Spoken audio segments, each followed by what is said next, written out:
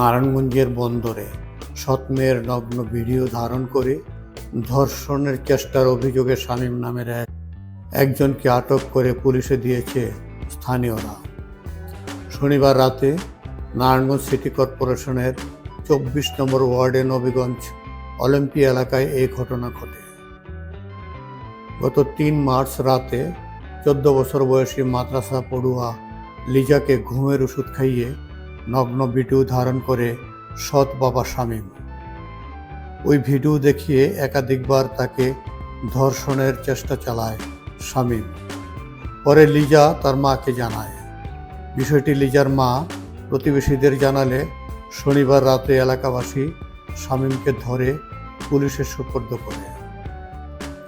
এই বিষয়ে বন্দর থানার অফিসার ইনচার্জ ওসি তরিকুল ইসলাম জানান, ধৃত আসামির বিরুদ্ধে ভিকটিমের মা বাদী হয়ে নারী, শিশু ও পর্নোগ্রাফি আইনে মামলা করেছে। তাকে আদালতে প্রেরণ করা হয়েছে। পুলিশ প্রশাসনের সহায়তায় ওসি সাহেব নিতে আইসা এটা উত্তর করে নিয়ে গেছে। আমি কি করেছি, ভিডিও দেখাইছি, ওরে দেখানোর পরে আমি ভিডিওটা ডিলিট করে দিছি। Nafiz Ashraf, TNN TV 24।